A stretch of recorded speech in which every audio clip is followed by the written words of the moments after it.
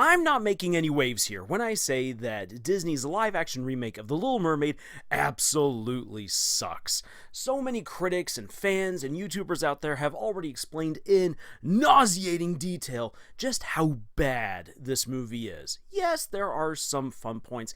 Yes, some of the characters, some of the actors are doing their absolute best, and there are some fun moments. I even laughed once while watching the movie. Good on you, Sebastian. You got me to laugh.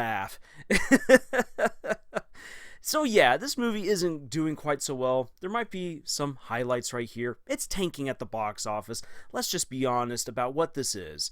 And it's actually kind of surprising to me that no one's calling this out for what it is, but I'm going to say it right here.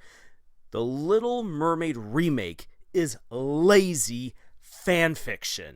Yes, it absolutely is. It, oddly enough, doesn't really fall into the realms of a remake. Most remakes are either looking to completely reinvent the story, or they're looking to emulate the story beat for beat. Here with The Little Mermaid, even more so than what we saw with Aladdin or The Jungle Book or The Lion King, or actually, this is one of the reasons why people love Maleficent, because Maleficent was really a complete retelling of the story, which was pretty neat to see. The Little Mermaid seeks to tell the exact same story, but adding in little details about characters that a fanfiction writer would be like, you know what, I really do enjoy the whole story, but I just don't like this one character, so I'm going to write them slightly differently, but we'll still have the same story. And that's what you get by the end of The Little Mermaid. You're left with basically the same ending, the same story as the original, and yet it actually makes no sense. While watching the movie, I had to explain to the person sitting right next to me who was constantly like, I don't get what's happening, I don't get what's happening, I don't get what's happening. How, based on what we know from the original cartoon movie, this is why something is happening the way that it is.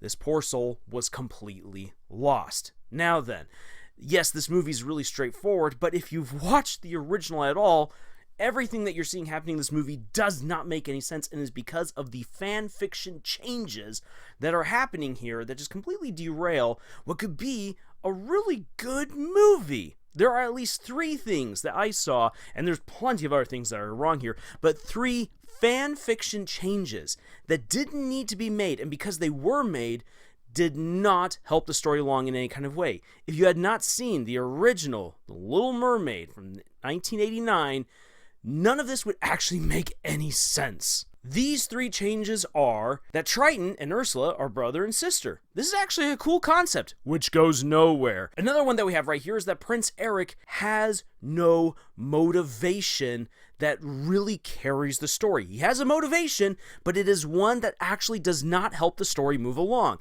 And then thirdly, and most egregiously, Ariel's actions make no sense based on the personality that is crafted for her within this story. So let me briefly explain real quick a problem with so many fanfictions out there. There's so many fanfiction writers who are like, I love this story so much, I love this anime, I love this book, I love this manga, I love this movie, I love this radio series, I love this podcast, but you know what?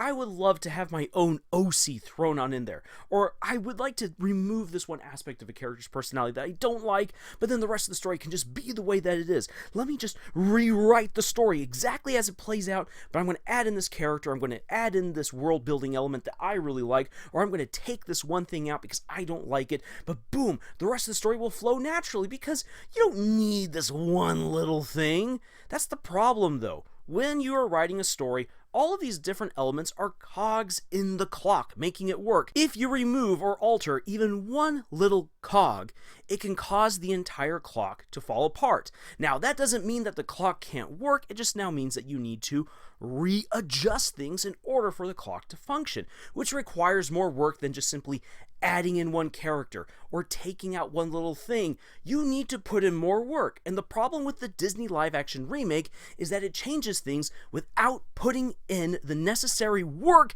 in order to make the rest of the story flow properly. So let's take a look at Triton and Ursula. This dynamic between them in the original movie was meant to be 2 two opposing forces, good versus evil. And for Ariel, who is a young teenager who's going out and experiencing the world, good, embodied in Triton, might seem harsh, overbearing, mean, and Triton isn't a perfect father. He isn't a perfect king either, so let's acknowledge that, but he is a force for good. Ursula, she doesn't understand just how wicked this individual is. She's willing to make a Faustian bargain to get what she wants. These two are the power players of the sea, wishing to control the oceans and everything that lives therein. This is a really neat political dynamic that was not explored in the original. So to explore it further in a much longer live-action remake makes a lot of sense. The problem is that you never get to see within the story, within the live-action remake, what Triton has to say about his new sister. Why is Ursula the way that she is when he is quite clearly a merman and she's something else? Why did he banish her? What was the catalyst that led to them going separate ways? What was their relationship like before that? We just don't know, and the movie does not explore that. And so, in a way, the sibling rivalry, which is presented to us, which could be really interesting, falls flat and means absolutely nothing in the long scheme of things. In a way, it just makes Triton and Ursula look extremely petty as they're playing with the lives of all these people. It actually degrades them. It makes Ursula look stupid as a villain because she's just sister trying to get back at Big Brother, and Big Brother looks like an absolute jerkwad because he just doesn't care. In fact, that's a huge problem with Triton in this remake, is that Triton doesn't care about anything. And when they try to say, oh yes he does, when he says the lines from the original movie, the proper context has actually been robbed from us, and the lines are just delivered so poorly. There's just so many problems there with King Triton. You've been ruined, my good boy. And Ursula as well. Ursula was fun to watch, but when you actually take a moment to sit back and think what's going on here, in the live-action remake, she makes even less sense than in the cartoon version, and she comes off as even more petty. Ugh. So, ultimately, great opportunity, great idea, completely lost and squandered because the writing sucked. With a longer runtime, with an extra hour of time, why couldn't you have explored this relationship for like 5 minutes, maybe? That would have been awesome. You could have done a lot with 5 minutes, but no, none of that at all. Now then, let's talk about Prince Eric. The changes made here were done in order to give him more personality, more depth, more character, which again, I do like. I do like this idea of trying to give Prince Eric more depth because he kind of needs it within the overall story. However, his motivations make no sense within the overall story. In the original, Prince Eric is looking to get married. He wants to be happy. He's just looking for the right girl. And when he meets Ariel, it all clicks. And he's like, this is the woman I want to marry. Not only did she save me, but she's beautiful. She's amazing. She's captured me with her song. Maybe it doesn't mean a whole lot. Maybe it doesn't give Eric a whole lot of depth, like I said, but it makes sense then why he's looking. In this version, no. What does Eric want? Eric wants adventure. He wants to find himself. He wants to bring business and capitalism to this little kingdom, which desperately needs it because they're giving free handouts to everyone. Why this little kingdom that has a hacienda for a castle until it needs to be a castle? The set design does not work in this movie, by the way. This little kingdom is absolutely falling apart. So, you know what? It makes sense. Eric wants to bring goods and trade back to his kingdom. He wants adventure. He wants to find himself. There is, however, no motivation for him to be interested in Ariel beyond the siren song. Oh, I've been captivated by this beautiful woman's song. I want to fall in love with her. What? What? You mean to tell me that everything, this whole relationship between Eric and Ariel, is based on her confounding him with beautiful music? That other than that, this guy would actually never want to get married because he's way more focused on taking care of his kingdom, which he entirely forgets until the end of the movie?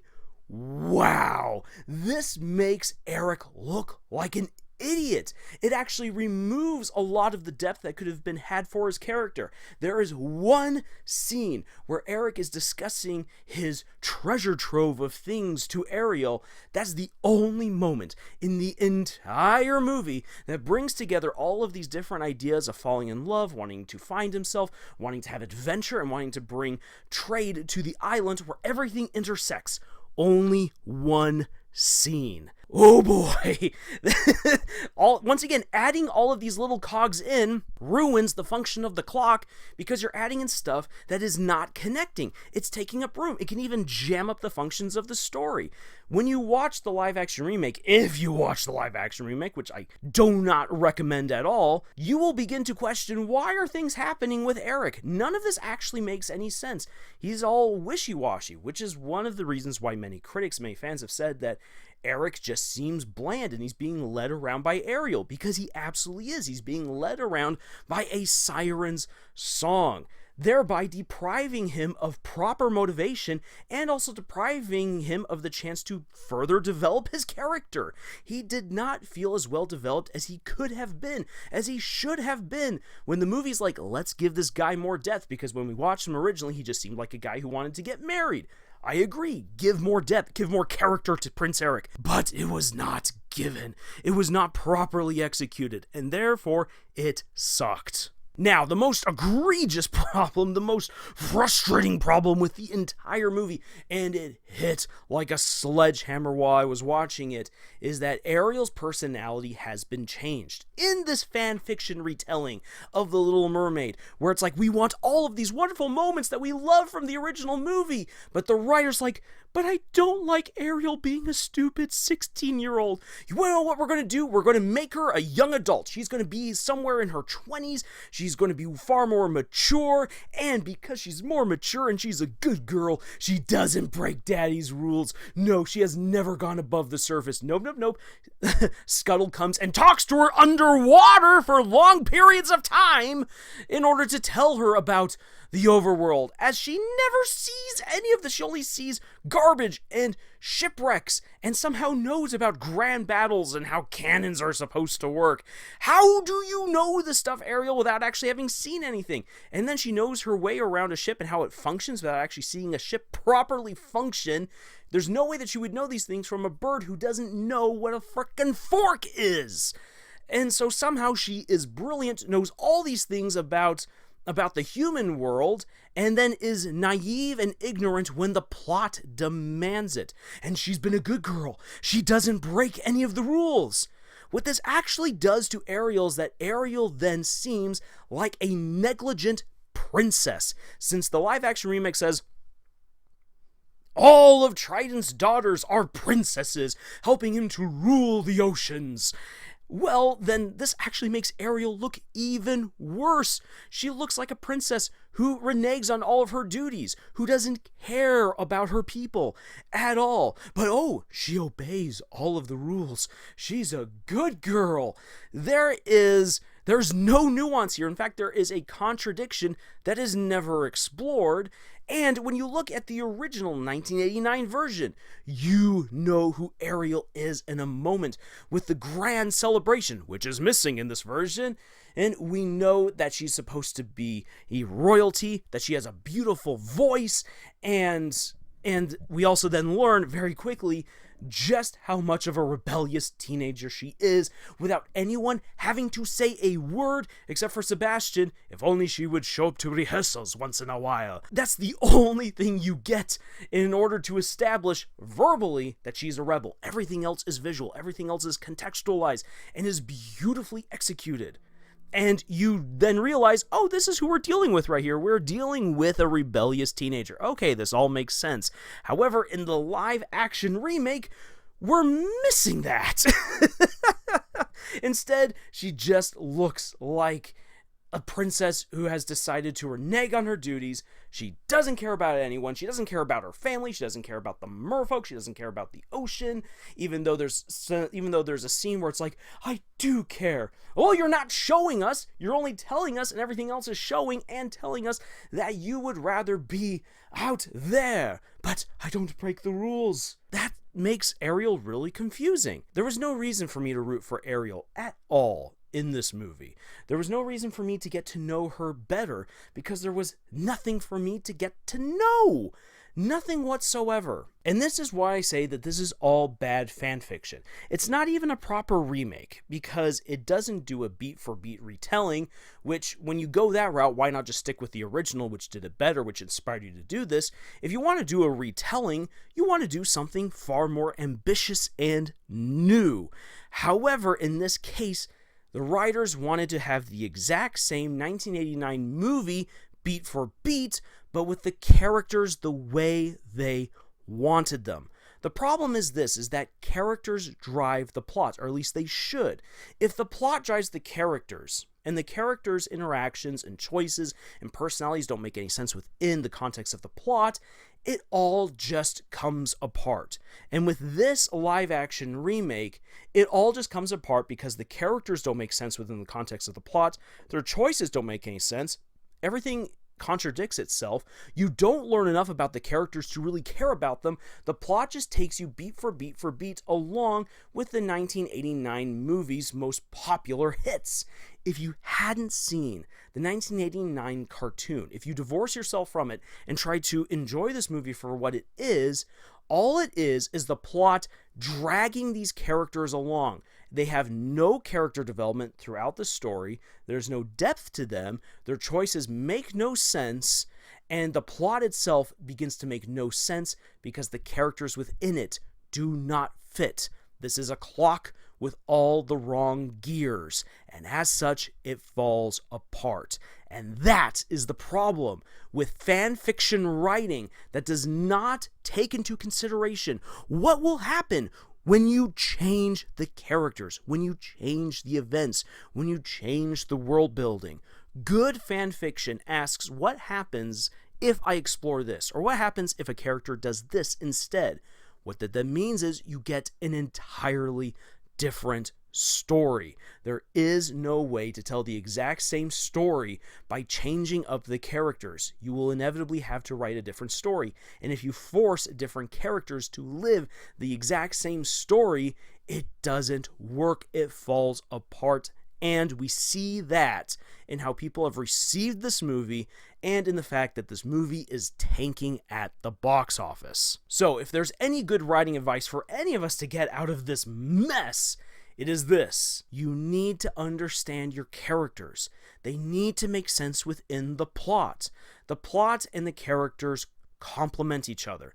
If they do not, the audience will realize that. Your readers will realize that. And yes, I know it's really annoying sometimes because you have this beautiful story in mind.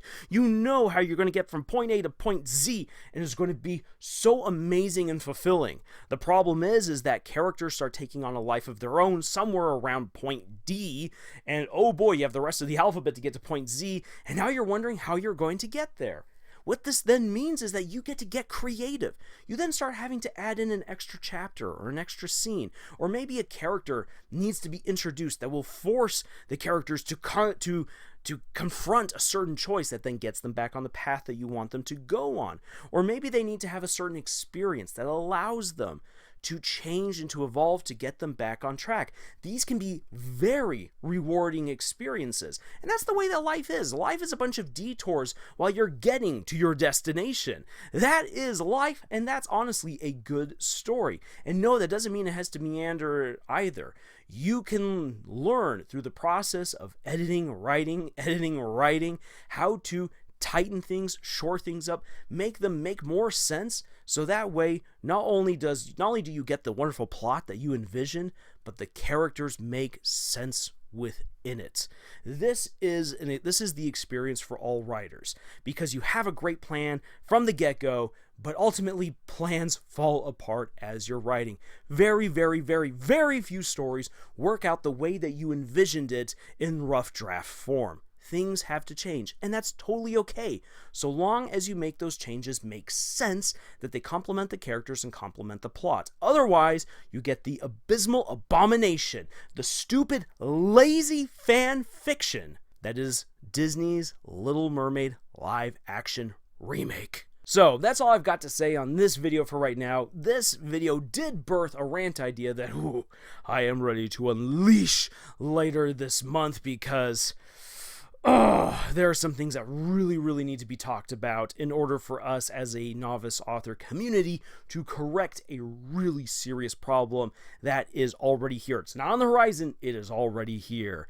But more on that later. Now, if you're a novice author looking for more writing advice, looking for more insights or analyses, please feel free to check out our other videos here or head on over to our podcast, Camille's Harem.